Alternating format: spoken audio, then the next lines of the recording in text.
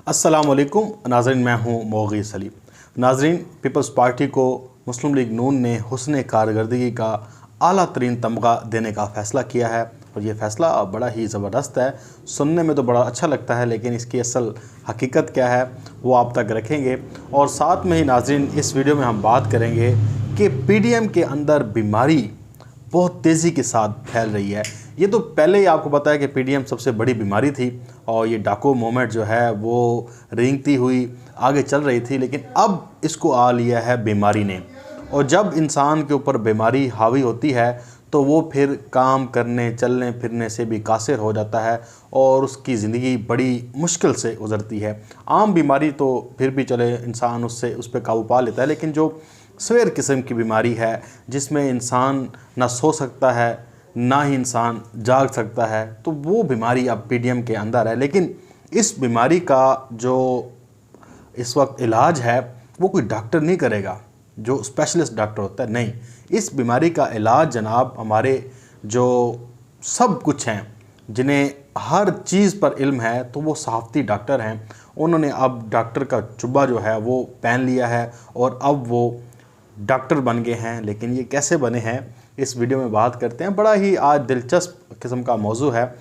खुश्क बहुत ज़्यादा हो जाती है सियासत में। मैं समझता हूँ कि थोड़ा सा आप लाइट वे में बात करेंगे तो वो लोगों तक पहुँचने में भी आसानी होती है और थोड़ा सा संजीदगी भी जो है कम हो जाती है। जब संजीदा बात हो तो इंसान को संजीदा रहना चाहिए, लेकिन थोड़ा सा आपको क्योंकि पीडीएम है ही चूँ चूँ का मुरब्बा और बड़ा मज़ाहिया किस्म का एक जो है हमारे सामने करैक्टर है पूरा पीडीएम, तो इसके ऊपर अब बंदा क्या संजीदा बात करे। संजीदा बात तो उस पर करे ना कि जिस पे संजीदगी जचती भी है, कि पता लगे कि वाकई यार ये कोई संजीदा तरीन गुफ्तगू करने वाले हैं या संजीदा तरीन कोई कारनामा अंजाम देने वाले हैं। अब जैसे मैंने आपको बताया कि हुस्न कारकर्दगी का जो तमगा है वो मुस्लिम लीग नून ने पीपल्स पार्टी के गले में डाल दिया। आज उन्होंने क्या किया है कि जनाब पीपल्स पार्टी और एएनपी को एक इज़हार वजूह नोटिस हैं वो भिजवाए हैं। और वो मज़े की बात है, जो पीडीएम का सरबराह है वो कहता है जी मैंने तो ये नोटिस इसकी तो हामी नहीं भरी, मैंने तो भिजवाए ही नहीं है, ये तो शायद खाकान अब्बासी ने एज अ जनरल सेक्रेटरी खुद ही काम डाल दिया है। आपको पता है कि पीडीएम के नाम निहाद जो सदर हैं, जिनकी आपको पता है कि घर में भी कोई नहीं सुनता और पूरे इस सियासी मंजरनामे में उनका कोई रोल नहीं है, फजल रहमान, वो जनाब कहते हैं जी मुझे पता ही नहीं है। और इन्होंने इज़हार वजूह नोटिस मांगा है, भेज दिया है पीपल्स पार्टी और एएनपी को, कहा कि जी आपने अपने बाप से वोट लिए हैं, अपने बाप से।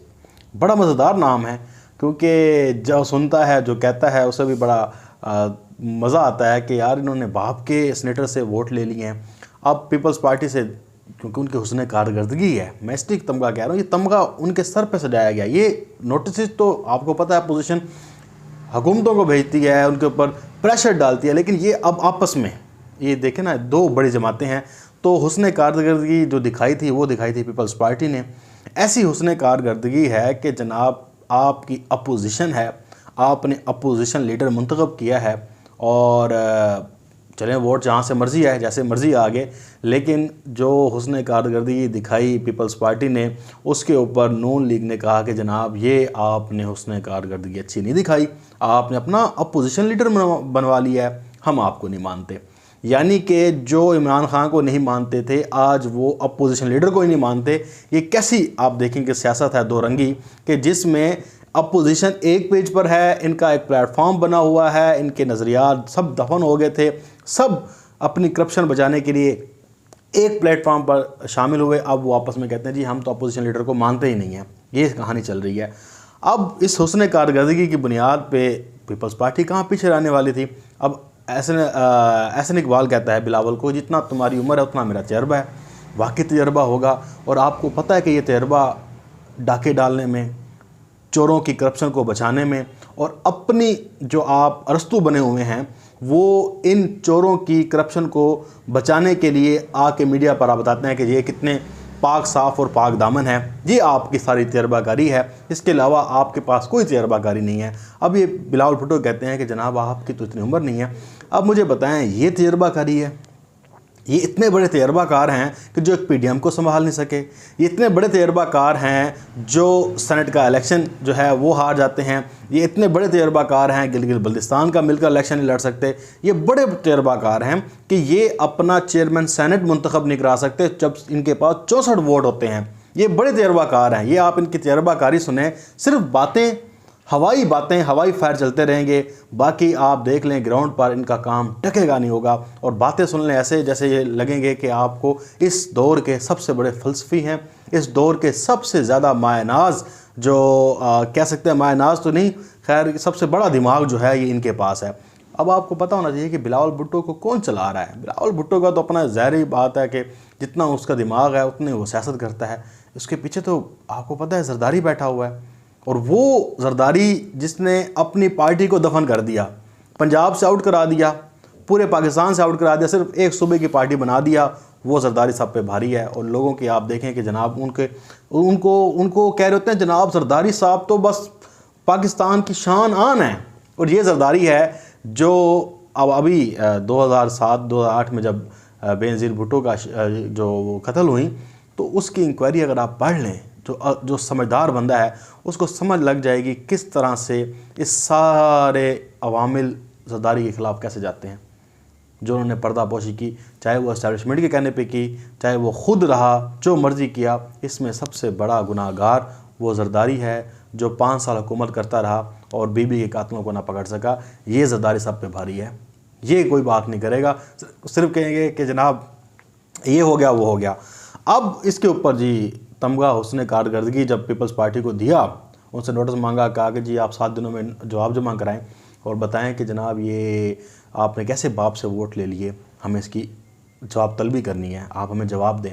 अब यानी कि 4 तारीख को पीपल्स पार्टी ने इस्तीफ़े देने का ऐलान करना था या नहीं करना था, वो इन्होंने पीछे खुखाते डाल दिया, बजाय पूछते कि भैया ना आप अपना फ़ैसला सुना दें ताकि आपको पीडीएम से बाहर निकलें। अब 7 दिन के लिए उनसे नोटिस मांग लिया जवाब, यानी कि 7 दिन और चले गए। अब पीपल्स पार्टी कहाँ पीछे रहने वाली थी, उसने भी एक नोटिस बुलाने का जो है फ़ैसला किया है। उन्होंने कहा नून लीग को भेजते हैं। ये बताओ कि पंजाब में आपने सेनेटर मुंतखब कैसे कराए, आपने कैसे आज़म नज़ीर तारड़ को सेनेटर बनवा दिया जो पीपल्स पार्टी का जो है सबसे बड़ा मुखालिफ रहा है, आपने कैसे हमारे मुआहदे को जो है वो तार तार कर दिया, कैसे आपने अपने सेनेटर मुंतखब करा लिए, कैसे आपने केपी में जो है फरतुल्लाह बाबर के ख़िलाफ़ जो है अपना बंदा खड़ा कर दिया और हमारा बंदा हरवा दिया। इन सब बातों का जवाब दो। और यार ज़ाहिरी बात है, ये भी पूछेंगे कि मोहम्मद ज़ुबैर GHQ के गेट नंबर 4 पर जाके क्या करता था, फिर इसकी जवाब तलबी भी होगी। यानी कि मैं आपको बता रहा हूँ कि ये वो गंदे लोग हैं जो अब अपने एक दूसरे के कपड़े फाड़ने लगे हुए हैं। वो मैं पहले कह चुका हूँ कि जो बच्चे लड़ते हैं ना, वो कहते हैं जी तुझे मैंने ना उस दिन चीज़ खिलाई थी, उसके पैसे भी निकाल, उस दिन खिलाई थी, वो कहता है मैंने तुझे उस दिन खिलाई थी, तो उसके पैसे निकाल। तो अब ये एक दूसरे के कपड़े फाड़ रहे हैं, इतने कपड़े फाड़ रहे हैं कि मुझे लगता है कि बामुश्किल जो है वो इनके तन पे जो है वो कपड़ा रहे, बाकी तो जो इन्होंने कसर है वो नहीं छोड़ी एक दूसरे को गंदा करने में। इसी तरह से अब बीमारी जो मैंने पीडीएम में फैली है, अब बीमारी पहले सही हो रही थी, मरीम नवाज़ की बात आई कि वो सही हो गया, लेकिन आज फिर आई वो बीमार हो गई है। अब आप अंदाज़ा लगाएं कि इस बीमारी का फ़ायदा किसे होगा और नुकसान किसे होगा। फिर ये कहते हैं कि NRO। अब बीमार तो ज़ाहिर बात है, बीमारी आपको पता है कि लंदन जाने के लिए कुछ ना कुछ तो हाथ पांव मारने हैं, कोई ना कोई ड्रामा तो फिट करना है। फजल रहमान को ड्रिपें लग रही हैं, उनको होश ही नहीं आ रही। पीडीएम का इतना बड़ा सदमा लगा है कि उनको होश ही नहीं आ रही, वो उन्होंने सियासी करंतना कर लिया है और उन्हें ड्रिपें पे ड्रिपें लग रही हैं। और लोग कह रहे हैं जी वो हज़ार वजूह के नोटिस भेज रहे हैं, वो कह रहे हैं मुझे पता ही नहीं है भाईजान, और गरीबो मुझे तो ज़िंदा रहने दो, मैं तो बीमार हो गया हूँ। अब ये पीडीएम में बीमारी जो है ना, गंदी बीमारी, ये फैलती जा रही है। अब इसमें हमारे सहाफ़ियों का किरदार सामने आ जाएगा और वो डॉक्टर बन गए हैं। वो बताएंगे आपको कि ये मरीम नवाज़ को किस जगह पे कितना दर्द है, कितना इनको मसला है और कब ऑपरेशन होना है, ये सारा आपको डॉक्टर बताएंगे, आपको अद्वियात भी तजवीज़ कर देंगे। लेकिन मैं समझता हूँ कि इसकी एक ही दवाई है और वो मेडिसन जो है वो इमरान खान के पास है कि इन सब को कहे कि जनाब अल्लाह दा वास्ता है इस मुल्क से चले जाओ। यकीन करेंगे, बोरिया बिस्तर पैक करेंगे, वापस चले जाएंगे। ये नहीं बात करेंगे या ना ही लड़ेंगे, क्योंकि मरीम नवाज़ को तो लंदन जाने की इतनी जल्दी है, वो कहती है सुबह मेरी आंख खुली और मैं लंदन बैठी हूँ, क्योंकि ये वक्त बता रहा है। अब इस बीमारी को हम सब ने फैलने नहीं देना। अगर ये बीमारी ज़्यादा बढ़ती है और लंदन जाने की आवाज़ें ज़्यादा बुलंद होती हैं तो आप सब ने आवाज़ उठानी है कि इन चोरों को वापस नहीं जाने देना।